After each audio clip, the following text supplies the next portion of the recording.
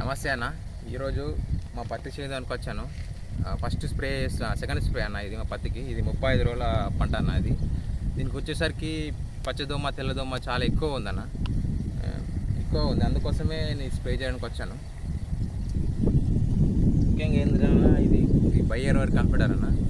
దీంతో పాటుగా ఎస్పీడ్ అన్న. ఇది ఈ రెండు పిచ్చిగా చేయడం వల్ల ఏంటంటే అన్న పచ్చదోమ తెల్లదోమ అనేది మళ్ళీ పెయింట్ బంక్ అనేది సమస్య అనేది పూర్తిగా పోతుందన్న. దీంతో పాటుగా ఎన్పికే 319 అన్న. ఈ ఎన్పికే 319 వల్ల ఏంటన్నా ఇది మన మొక్కకు కావాల్సిన న్యూట్రియన్స్ అనేది ఇస్తుందన్న. అందుకోసమే మొక్క షైనింగ్గా ఎక్కువ గ్రోతింగ్ చేస్తుందన్న. ఎందుకంటే వర్షాలు ఎక్కువగా పడుతున్నాయి అన్న మా ఏరియాలో వర్షాలు ఎక్కువగా పడుతున్నాయి అన్న.